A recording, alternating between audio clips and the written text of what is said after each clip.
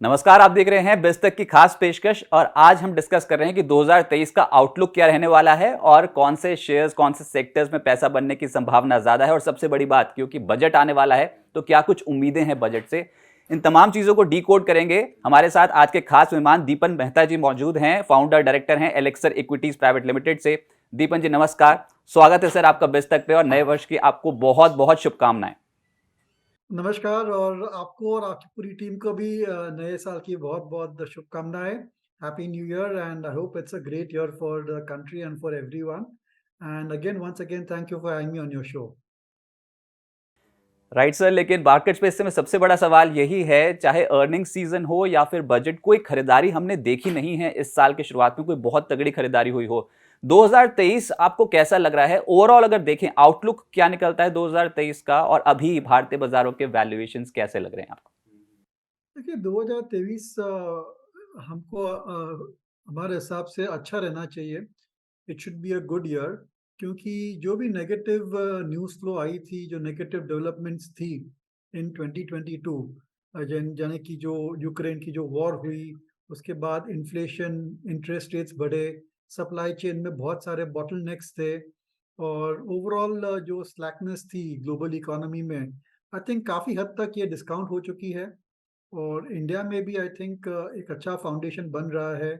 धीरे-धीरे growth pickup हो रही है, कॉर्पोरेट अर्निंग्स काफ़ी हद तक स्टेडी है, कुछ सेक्टर्स में अच्छे स्ट्रॉन्ग भी है और जो की इंडस्ट्रीज़ है इंडिया की, द की इंडस्ट्रीज़ यानी कि automobiles, banking, real estate, I think ये सभी इंडस्ट्रीज़ की ट्रेंड्स बहुत ही पॉजिटिव है। मॉनसून भी अच्छे हुए हैं, रूरल स्पेंडिंग पिकअप हो रही है। ओवरऑल जो वेल्थ इफेक्ट है, इनकम इफेक्ट है that I think is gradually spreading तो we are quite optimistic and positive on 2023।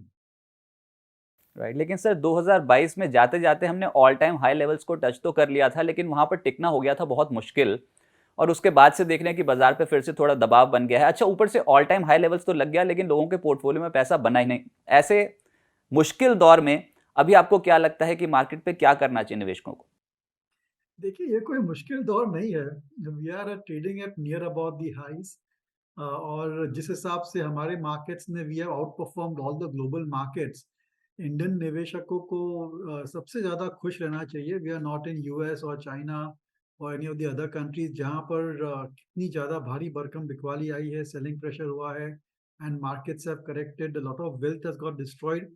यहाँ पर एटलीस्ट 2022 में जो भी आपकी संपत्ति थी इक्विटी में that at least has remained steady constant, कुछ ज़्यादा हिट नहीं आई है यहाँ पर। और आगे चलते I think markets also will consolidate होने के बाद I think they should start to build on the gains. तो अच्छे दिन है, ऐसे कोई बात नहीं है, ऐसी कोई कंसर्न नहीं है। और देखिए छोटे-मोटे उतार-चढ़ाव तो आते रहते हैं मार्केट्स में 4-5 up to 10% correction is very normal in a market. But on the whole जो फाउंडेशन है, जो फंडामेंटल्स है, वो बहुत ही स्ट्रॉन्ग है और उस पर फोकस करना चाहिए निवेशक को और धीरे-धीरे अपना एक्सपोज़र इंक्रीज़ करना चाहिए। I think 2023 will be a inflection point also, could be a inflection point for India and Indian economy. और जिस हिसाब से गवर्नमेंट की पॉलिसीज़ आ रही है और जैसे मैंने कहा काफ़ी सारी इंडस्ट्रीज़ की ट्रेंड्स बहुत पॉजिटिव है। तो I am very hopeful that 2023 will be a good year and one should not get so perturbed by short term moves. अच्छा सर, एक और मुद्दा यहाँ पर ये है कि अब ऑल्टरनेटिवली देखें तो सोने में अच्छी तेजी बन गई है और ब्याज दरें जो वो काफ़ी ऊंचे स्तरों पर आ गई हैं। तो क्या ये ऑल्टरनेटिव एसेट्स पे क्या नज़र रखनी चाहिए, खास तौर से सोने पे और बॉन्ड्स में? मेरा इशारा एफडीज की ओर है। क्या वहाँ पर स्टेडी इनकम जो मिल रही है इस साल एक बेहतर विकल्प हो सकता है कि बॉन्ड्स में पैसा शिफ्ट करा जाए थोड़ा? जी हाँ, बिल्कुल मेरे ख्याल से डेट मार्केट में भी आप इक्वल वेट, इक्वल एक्सपोज़र रख सकते हो as compare to equity.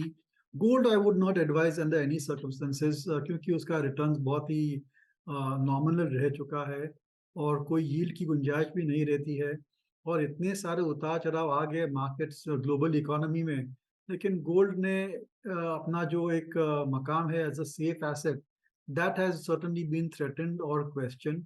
Gold में तो मैं कभी भी इन्वेस्ट करने की एडवाइस दूँगा नहीं। हाँ, बॉन्ड मार्केट्स एक इंटरेस्टिंग लेवल पर है और अगर आप 2-3 साल का व्यू लेके इन्वेस्ट करेंगे बॉन्ड और इनकम फंड्स में, आई थिंक आपको अच्छे रिटर्न मिल सकते हैं क्योंकि शायद 2022, 2023 के एंड से इंटरेस्ट रेट्स फ्लैटन आउट हो जाएगी और शायद फिर घटना चालू हो जाएगा और जब इंटरेस्ट रेट्स घटते हैं तो बॉन्ड के प्राइसेस बढ़ते हैं, तो आपको जो यील्ड मिलेगी वो आई थिंक अच्छी मिल सकती है। तो yes, I am generally positive on bonds as well as equity. लेकिन अगर आपको ग्रोथ चाहिए, आपको वेल्थ क्रिएशन चाहिए, लॉन्ग टर्म हायर रिटर्न्स चाहिए, तो फिर आपका प्रेफ़रेंस इक्विटी के लिए ही होना चाहिए।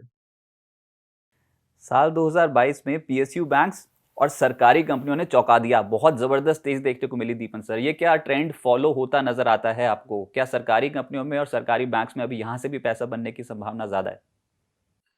जी हाँ, बिल्कुल। आई थिंक बैंक्स जिस हिसाब से जिस मकाम पर है, जिस पोज़ीशन पर है, जिस हिसाब से ट्रेंड्स चल रही है बैंकिंग सेक्टर में, मैंने ऐसे अच्छे दिन बैंकिंग सेक्टर के लिए देखे नहीं हैं। एक बाजू तो क्रेडिट ग्रोथ स्टेडीली इम्प्रूव हो रही है, जिसकी वजह से नेट इंटरेस्ट इनकम बढ़ रहा है, फी बेस्ड इनकम बढ़ रही है। और दूसरी और जो उनकी कॉस्ट है, स्पेशली प्रोविजनिंग कॉस्ट, वो काफ़ी हद तक कंट्रोल में है। पिछले 2-3 सालों में, 5 सालों में बहुत भारी प्रोविजनिंग कर चुकी है बैंक, सभी बैंक्स कर चुकी है। और अभी उनकी जो बैलेंस शीट क्वालिटी है, वो बहुत ही बढ़िया है। I think the best ever we have seen in decades. तो बैंकिंग सेक्टर मेरे हिसाब से एक लीडरशिप सेक्टर रहेगा और आपको अपने पोर्टफोलियोज़ में बैंक्स के शेयर ज़रूर लेने चाहिए। एटलीस्ट 35-40% आपके पोर्टफोलियो में बैंक्स, एनबीएफसीज़ के शेयर्स रहने चाहिए if you expect to do well in this year. और सभी बैंक्स अच्छे हैं। I think depending upon your risk appetite, अगर आप लो रिस्क में खरीदना चाहते हैं तो एचडीएफसी, आईसीआईसीआई, एक्सिस बैंक है, ये अच्छे हैं। थोड़े high risk banks, other tier 2 private sector banks और पीएसयू बैंक में भी अच्छी तरीके से ट्रेडिंग रैली दिख सकती है और 6-12 महीने के लिए जो उनका बेस इफेक्ट है वो फ़ायदेमंद दिखेगा और जब भी रिजल्ट डिक्लेयर करेगी और ओवरऑल जब भी इकोनॉमी बढ़ती है तो PSU banks also should do well. So on the whole किधर भी आप पैसा लगाएँ बैंक्स में, आप फ़ायदे में ही रहेंगे। तो बैंक्स में तो फायदा होगा सर, लेकिन हमारे व्यूअर्स जानना चाहते हैं कि अगर दीपन सर कनेक्ट हुए हुए हैं तो फिर कौन से सेक्टर्स पे वो बुलिश हैं ओवरऑल 2023 के पर्सपेक्टिव से, या फिर आने वाले कुछ सालों तक कौन से सेक्टर्स हैं जो आपको लगता है कि यहाँ से अभी पकड़ मजबूत कर सकते हैं, जहां पर पैसा लगाएं तो पैसा बनेगा? देखिए, ये पूछिए कि कौन से सेक्टर में पैसा नहीं लगाना चाहिए क्योंकि इतनी सारी अच्छी इन्वेस्टमेंट थीम्स चल रही है, इतने सारे सारे अच्छे इंडस्ट्री ट्रेंड्स चल रहे हैं कि we have to just pick and choose which sector को अवॉइड करना चाहिए और मेरी राय में कमोडिटीज़ को अवॉइड करना चाहिए इंक्लूडिंग सीमेंट। वहाँ पर काफ़ी हद तक साइक्लिकलिटी प्ले आउट करेगी, जिसकी वजह से अर्निंग्स पर असर आ सकता है और इनका जो प्रोजेक्शन है वो करना बहुत मुश्किल है। लेकिन इसके अलावा I think across the board lot of sectors are doing very well. हमने डिस्कस किया कि banks are doing very well, overall consumption spends काफ़ी हद तक अच्छे हैं। तो वो होस्ट ऑफ सेक्टर्स जैसे कि ऑटोमोबाइल्स है या फिर रियल एस्टेट है, बिल्डिंग मटेरियल्स है, I think all of them, entertainment, travel, hospitality, health care, I think all of these sectors should do very well because consumer spending is steady. और avoid करने के लिए खाली ये कमोडिटीज़ है जहाँ पर इन्फ्लेशन कंट्रोल्स के कारण globally you could have a softer year for commodities और वैसे भी साइक्लिकल करेक्शन इनमें आ सकता है। पर ऑन द होल इकोनॉमी अच्छी दिख रही है। एक और जो बहुत बड़ा सेक्टर है, बहुत ही इम्पोर्टेंट सेक्टर है, वो कैपिटल गुड्स का सेक्टर है और केपेक्स साइकिल भी इम्प्रूव हो चुकी है। इंजीनियरिंग कंस्ट्रक्शन कंपनीज आप देखेंगे, वो अच्छे नतीजे, अच्छे परफॉर्मेंस दे रही है। तो जब भी मैं पूरा स्पेक्ट्रम देखता हूँ, तो मेरे को बहुत खुशी होती है कि ऐसे शायद 2 या 3 सेक्टर होंगे जो स्ट्रेस में है।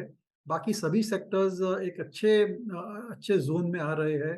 They are doing well after many years of down cycle, after many years of stagnation, इनमें अभी ग्रोथ दिखने लग रही है। तो I would say that these are good times for equities, these are good times for the Indian economy.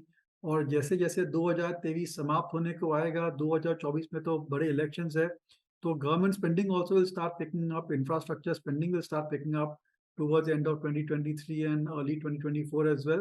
So I'm looking forward to good times per se. Sir, थोड़ा surprise था, cement में बड़े बड़े प्लेयर्स उतर गए, अदानी की भी entry हो गई और इनफैक्ट अब तो कैपेसिटी एक्सपेंशन करने की होड़ लग गई है कि कौन किसको टेक ओवर करता है। तो ये सरप्राइज था जो आपने सीमेंट पे बोला कि उतने स्ट्रॉन्ग परफॉर्मेंस नहीं देखने को मिलेगा। और कमोडिटीज पे क्या इशारा, ये आप ऑयल एंड गैस स्पेस को बोल रहे हो या फिर मेटल्स या फिर ओवरऑल कमोडिटी पैक अभी आपको लग रहा है कि मुनाफा वसूली हो सकती है? डॉलर इंडेक्स रिट्रेस हुआ है? ओवरऑल कमोडिटीज़ को बिल्कुल अवॉइड करना चाहिए। उनका ट्रैक रिकॉर्ड अच्छा नहीं है। एवरेज इन्वेस्टर को इनको ट्रैक करने में बहुत मुश्किल होगी। कभी स्टील के दाम घट जाते हैं, बढ़ जाते हैं, ऑयल के दाम घटते, बढ़ते, रिफाइनिंग मार्जिन्स ऑल्सो। ये पूरा प्रिडिक्ट करना बहुत ही मुश्किल है। और दीज़ आर जनरली सेक्टर्स उनकी जो वॉल्यूम ग्रोथ है दैट इज़ एट और lower than the GDP growth rates. और हमारी राय में अगर आपको इक्विटी में पैसा बनाना है तो आपको ऐसे सॉलिड बिज़नेसेस चाहिए जहाँ पर मिनिमम 15 से 20% की रेवेन्यू ग्रोथ आपको विजिबिलिटी, अर्निंग्स ग्रोथ दिख सकती है, उनमें आपको निवेश करना चाहिए। और ये जो कमोडिटीज़ है, उनमें ऐसा कुछ हमको दिख नहीं रहा है कि they can grow at 15% on a consistent basis for next 3 to 5 years, therefore I would like to avoid it. पर ऐसे कई सारे सेक्टर्स हैं, आप पिक एंड चूज़ कर सकते हैं, मैंने तो कई नाम भी दे दिए। I think across right. the board they are doing very well. They can sustain 12 to 18% type of growth rates. अच्छी कंपनियां आप खरीदें, good corporate governance, good quality balance sheet, low debt. अगर आप इसमें खरीदेंगे और 3 साल का व्यू रखेंगे तो I think you will make very good money. ये एक बहुत ही गोल्डन समय है इक्विटी मार्केट्स के लिए आ रहा है। और जब तक ग्लोबल मार्केट्स और कोई बाउंसर और कोई गुगली नहीं फेंकती हमारे पर, आई थिंक इस लेवल से मार्केट्स और equity should do very well. Sir IT शेयरों में कितना इंतजार करना पड़ेगा कि यहाँ पर 3 साल के पर्सपेक्टिव से खरीदारी कर सकते हैं? टीसीएस के नतीजे कैसे लगे आपको? देखिए, आईटी में आपको थोड़ा कॉन्ट्रेरियन व्यू लेना चाहिए और शायद 1-2 तिमाही प्रेशर है, पेन है आईटी में। लेकिन जैसे global inflationary pressures, global economy settle हो जाती है और ये जो अनसर्टेनिटीज़ है, वो थोड़ी-थोड़ी कम होती दिखेगी, तो I think IT spending also will pick up. And IT stocks हमेशा एक कंसिस्टेंट परफॉर्मर रह चुके हैं। Okay, they may not grow at 20% but they can certainly grow at low double digit. और काफ़ी हद तक करेक्शन भी हो चुका है इनमें। इनकी जो आरओआईज़ है, आरओईज़ है, वो बहुत ही अच्छी रहती है। They generate lot of cash and they are distributing cash to the share holders as well. तो on the whole I think आप आईटी में न्यूट्रल वेट रह सकते हैं, maybe not overweight, but ज़रूर से न्यूट्रल वेट आपको रहना चाहिए। और आईटी में भी अभी काफ़ी हद तक सिलेक्टिव स्ट्रैटेजी आपको लेनी चाहिए। जिन-जिन कंपनियों स्पेशली मिड साइज़ कंपनीज़ है, जिनका focus very specific niche verticals पर है, I think their prospects will be very good. Across the board ऐसे लेना चाहेंगे तो शायद इतने अच्छे रिटर्न नहीं मिलेंगे, बट जो कंपनियां में अच्छी ग्रोथ है, वो आर एग्रेसिव इन मार्केटिंग, वो are focused on specific verticals या उनके पास कुछ खास आईपीज है, अगर इनमें आप सोच समझ कर रिसर्च करके निवेश करेंगे, then even the next 1 or 2 years when things may be tough for IT, you may find these companies outperforming. Sir 2023 में पैसा कमाना आसान तो नहीं है। 2022 में भी नहीं था, वो तो जाते-जाते एकदम से रैली पकड़ ली थी, इंडियन मार्केट्स कंप्लीटली आउटशाइन कर रहे थे ग्लोबल पीयर्स को। सब ये जानना चाहते हैं थोड़े से शेयर्स अगर आपकी ओर से हो जाएँ तो कि 2023 में पसंदीदा बेट्स कौन-सी हैं? दीपन जी को पसंद क्या है? कौन से शेयर्स उनको अच्छे लगते हैं? देखिए एज ए मैंने let's go step by step. मैंने कहा कि बैंक्स में पॉजिटिव व्यू पॉजिटिव हमारा रहा है और सबसे बढ़िया बैंक है एचडीएफसी। आप एचडीएफसी बैंक ले सकते हैं, आप एचडीएफसी भी ले सकते हैं। I think this will be the year of the HDFC twins. 2-3 साल के अंडर परफॉर्मेंस के बाद जब ये कंपनी मर्ज हो जाएगी तो बहुत सारी अनसर्टनिटीज निकल जाएगी और this company can certainly be dark horse and can do very well. बड़ी कंपनी है, इंडेक्स कंपनी है और इसमें आप बड़ा एलोकेशन दे सकते हैं अपने पोर्टफोलियो में, रिस्क रिटर्न प्रोफाइल फेवरेबल है। दूसरी कंपनी में रेकमेंड करना चाहूँगा, full disclosure that we and our clients invested is Larsen and Toubro. हमने देखा है कि capex cycle, engineering, construction, infrastructure spending बहुत बढ़िया से बढ़ रहा है। Globally also Larsen and Toubro is present in middle east and Africa, जहाँ पर ऑयल के प्राइसेस बढ़ने के लिए they are getting good order flow. Management की जो पॉलिसीज़ है, स्ट्रैटेजीज़ है, वो बहुत ही बढ़िया है। They are focusing on reducing debt, improving the return ratios और focusing on the right type of projects जहाँ पर उनको सबसे ज़्यादा मार्जिन्स मिल सकती है। तो I think L&T should do very well as well. ये अपना कोर होल्डिंग में आप रख सकते हैं। टेलीकॉम पर हमारा व्यू पॉजिटिव है। 5G की वजह से एआरपीयूज़ यानी कि जो एवरेज रेवेन्यूज़ है, वो बढ़ सकती है। You could go for Bharti Airtel. Reliance भी अच्छा लगता है क्योंकि बहुत सारी उनकी जो नई न्यू एज डिजिटल और न्यू न्यू न्यू बिज़नेसेस है, कंज्यूमर बिज़नेसेस है, I think they should do very well. तो ये ज़रूर से आप निवेश कर सकते हैं। ऑटो भी बहुत बढ़िया लग रहा है, आपने देखा है we will have record auto passenger vehicle sales in this year. तो मारुति है, एम&एम है, इनकी बहुत ही बढ़िया नए मॉडल्स आ रहे हैं, जिसकी वजह से वॉल्यूम सस्टेन हो पाएगा। और ऑटो अगर अच्छा चलता है तो ऑटो एंसिलरी भी है, that also should do pretty well. So ऐसे आप एक के बाद एक सेक्टर में चले जाएंगे तो I think there are lot of positivities. Consumer oriented sectors में एफएमसीजी में थोड़ा अवॉइड करना चाहूंगा, पर क्विक सर्विस रेस्टोरेंट्स है, मल्टीप्लेक्सेस है, रिटेल कंपनी है, स्पेशली स्पेशलिटी रिटेल कंपनी जैसे कि टाइटन है, मेट्रो ब्रांड्स है, फिर Campus Activewear, Ethos, Vedant Fashion. I think all of these companies should do very well. Again these are all disclosures that we are clients to be invested, थोड़ा अपना research करके खरीदे। और retail also looks very good. So there are, ऐसे मैंने कहा कि इतनी सारी आइडियाज है, केवल एक ही प्रॉब्लम है कि जो अच्छी अच्छी कंपनियां हैं वो बहुत महंगी है। There is no doubt about that. Valuation ratios are on the higher side.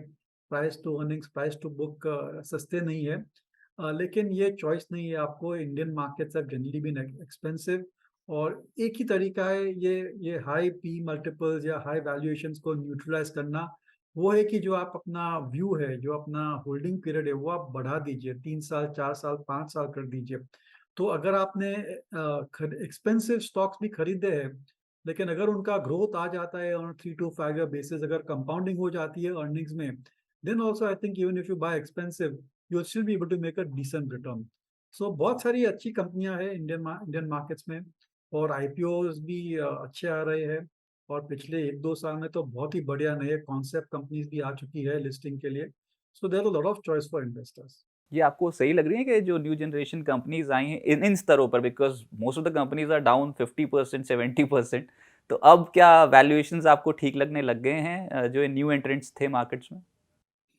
देखिए, ये बहुत मुश्किल सवाल है, क्योंकि अगर आप मुझे 1 साल पहले पूछते तो मैं बहुत ही पॉजिटिव था इन कंपनीज पर हमने भी हमारे पोर्टफोलियोज में इस कंपनी है, इनकी लॉसेस देखी है। तो अभी हिम्मत नहीं है कि ये लेवल पर भी इन स्टॉक को खरीदे। Of course you can invest nibble little bit, थोड़ा बहुत आप खरीद सकते हैं। लेकिन आई थिंक थोड़ा इन पर व्यू लेना मुश्किल है। और जहाँ पर व्यू मुश्किल है तो एक बार रुक जाते हैं, थोड़ा अवॉइड करते हैं। जैसे मैंने कहा, बहुत सारी कंपनियां हैं, बहुत सारे इन्वेस्टमेंट थीम्स है, इनमें आप निवेश कर सकते हैं। आई मीन ऐसा कई सालों के बाद आ रहा है कि lot of sectors, big big sectors are in a cyclical upswing. और ये बार बार देखने को मिलेगा नहीं, क्योंकि पास्ट में देखा है कि automobile is doing well but capital goods is doing badly, real estate is doing badly, housing is doing badly, banks are in a problem. और अगर आप देखेंगे कि ओवरऑल इकोनॉमी में जो भी सबसे बड़े बड़े सेक्टर्स है, सभी सेक्टर्स में the opportunities are far higher than the risk factors. तो ये जो आपने गूगली की बात की थी इस इंटरव्यू के मिड में, वो गूगली क्या हो सकती है सर? किस चीज़ से जूझना पड़ सकता है मार्केट को इस साल?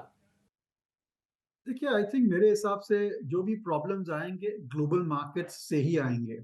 और जो ग्लोबल रिसेशन है जो आ रही है because of higher interest rates, I think इसका असर हमारे मार्केट्स पर आ सकता है। और रिसेशन और ये जो स्लो डाउन है उसकी वजह से अगर कोई कंट्री ट्रबल में आ सकती है, सॉवरेन डेट, या फिर कोई एक बहुत बढ़िया बड़ी कंपनी गोज इनटू बैंक्रप्सी, तो इसका पूरा पूरा जो नेगेटिव इफेक्ट है पूरे ग्लोबल मार्केट्स, फाइनेंशियल मार्केट्स पर आ सकता है। और geopolitical events, I think war अभी भी जारी है, और दोनों साइड यूक्रेन और रशिया एक डेस्परेशन लेवल पर आ रहे हैं, और कुछ भी हो सकता है वहां पर, so one needs to be a bit careful. मेरे ख्याल से as far as India is concern, कोई भी चिंता की ऐसी कोई बात दिख नहीं रही है। There of course monsoon monsoon शायद इतना अच्छा नहीं आ सकता है, क्योंकि पिछले 4-5 साल से अच्छा आ रहा है। That is certainly a risk factor, but other than that I think जो भी है वो ग्लोबल मार्केट्स की वजह से ही आएगा, लेकिन वो टेम्पररी होगा। ये जो रिस्क ऑफ ट्रेड आएगी तो इट विल सर्टनली एफआईएस की सेलिंग बढ़ जाएगी, और हमारे markets can certainly correct, but ये जो है वो एक पासिंग फेज रहेगा मेरे हिसाब से। सर कितना करेक्शन सभी को ये चिंता हो रही है कि मार्केट करेक्ट ना हो जाए, सब अलग अलग फोरकास्ट करते हैं। कितना मैक्सिमम डाउनसाइड आप समझते हो, और क्या 2022 में जो स्तर दिखाए जाते जाते ऑल टाइम हाई लेवल्स वो इस साल ब्रीच हो जाएंगे? आप ये पूछे कि कौन से लेवल पर आप दिखते हैं 1 साल के बाद में। I think we can easily get a 12 to 15% appreciation in the Sensex and the Nifty. If all things go fine और एफआई की सेलिंग नहीं आती है, तो जो डोमेस्टिक फ्लोज है वो काफ़ी हद तक स्ट्रांग है, कॉर्पोरेट अर्निंग्स भी स्ट्रांग है और पी मल्टीपल्स एक्सपैंड हो सकते हैं, ऐसा नहीं है कि और बढ़ नहीं सकते। So I think we can expect good returns. But जैसे मैं हमेशा कहता हूँ, आप अगर इक्विटी में निवेश कर रहे हैं तो मिनिमम 10% की करेक्शन की धारणा कभी भी आ सकती है, कोई भी वजह से या कोई कोई बिना वजह से भी आ सकती है। तो ये आपको क्या है ना, मेंटली प्रिपेयर रहना चाहिए कि जो भी मेरा पोर्टफोलियो है, अगर 10 लाख का है तो कभी भी 9 लाख, साढ़े 8 लाख हो सकता है। तो उसकी वजह से मेरे को ज़्यादा घबराने की ज़रूरत नहीं है, मेरे को लिक्विडेशन मोड में जाना नहीं चाहिए और just stay put, stay tight और पेशेंटली आप इन्वेस्ट करते रहे, तो I think you will do very well. और बहुत सारे निवेशक एसआईपीस कर रहे हैं, I think that is a very good trend. They are going through mutual fund route जहाँ पर एक्सपर्ट्स उनके लिए इन्वेस्ट कर रहे हैं, that also is very positive. और जो खुद अपना इन्वेस्ट कर रहे हैं तो they should do proper research and buy good quality blue chip companies. अगले बड़ा ट्रिगर जो बाजार के पास है वो है बजट। आपकी कोई विश लिस्ट बजट से? नहीं, देखिए कुछ नए टैक्सेस नहीं लाते, यही विश लिस्ट रहती है। हाँ, ये क्या होने वाला है? क्या कुछ अटकलें हैं क्या मार्केट में? बस ये बता दीजिए, क्या सभी बात कर रहे हैं कुछ कैपिटल गेन्स को लेकर, कुछ होएगा तो नहीं वैसे? या वही प्रॉब्लम है, आई थिंक बजट से ऐसी कोई पॉजिटिव उम्मीद है नहीं मार्केट की या हमारी। क्योंकि अभी budget is more about the government's spending plan, their strategies for the economy and specific sectors. और अभी जो इनडायरेक्ट टैक्सेस तो बजट में कवर होते नहीं है, तो इसकी वजह से स्पेसिफिक इंडस्ट्रीज पर कुछ खास नेगेटिव या पॉजिटिव इफेक्ट नहीं आ सकता है बजट का। जो डायरेक्ट टैक्सेस है उसमें अगर कैपिटल गेन्स बढ़ा देती है या टाइम पीरियड बढ़ा देती है, that will be sentimentally negative for the equity markets and I hope they don't do that. But let's see, I mean budget इतना ज़्यादा इम्पोर्टेंट नहीं है जैसे 5, 10, 15, 20 साल पहले था। आई थिंक काफ़ी हद तक अच्छी stable policy, stable tax rates Sitharaman ji ने फिक्स किए हैं। मैंने कितने सालों से we are having this stability which is very good I think. तो कंपनीज़ है, इन्वेस्टर्स है, फॉरेनर्स है, they can plan their operations better if there is stability in taxes, I think so that is very important। और वैसे भी corporate taxes तो इतने कम कर दिए हैं पिछले 2-3 साल में, तो I think that there is nothing much to expect from the budget, only hope that there are no more taxes, that's all. हाँ, पर ये तो है ना कि जीएसटी कलेक्शन तो बहुत स्ट्रांग हो गया सरकार का इस साल, तो सरकार के पास मौका तो बहुत बढ़िया है कि वो अपना कैपेक्स जो है वो बढ़ाए और जो आप बोल रहे हो टैक्स कटौती करे आम जनता के लिए, तो ये भी तो कहीं ना कहीं फायदा दे सकती है सरकार। क्या आपको ऐसी उम्मीद है? हाँ, हो सकती है। I think we are entering into gradually entering into election phase, तो शायद government spending can certainly go up और एक क्या है कि एक पूरा इकोनॉमी में एक positive feel good factor unleash करने के लिए you could look at marginal cuts in personal income tax rates. और ये बढ़िया रहेगा। आई थिंक इन्फ्लेशन के कारण जो एवरेज कंज्यूमर है वो काफ़ी हद तक परेशान है, और थोड़े बहुत टैक्सेस अगर घटा देते हैं तो क्या थोड़ा अच्छा लगता है कि थोड़ा कम टैक्स बढ़ना है। तो इट्स जस्ट ऑल ये आप समझिए कि जो इकोनॉमी है, स्टॉक मार्केट्स है, बिजनेसेस है, they work a lot on sentiment. और अगर आप खुश है, आपका सेंटिमेंट अप है, तो फिर आप निवेश करना चाहेंगे, आप और काम करना चाहेंगे, आप और रिस्क लेना चाहेंगे। और ये जो पूरी साइकिल है वो फिर धीरे-धीरे ऊपर की ओर जाती रहती है, what we call the virtuous cycle. So let's see, I mean let's just keep our fingers crossed. कुछ ही हफ्तों में आ जाएगा बजट और that uncertainty also will be out of the way. Deepan sir, बहुत शुक्रिया अपना समय बिस्तक को देने के लिए, और एक बार फिर से बिस्तक की पूरी टीम की ओर से आपको happy new year sir. Thank you.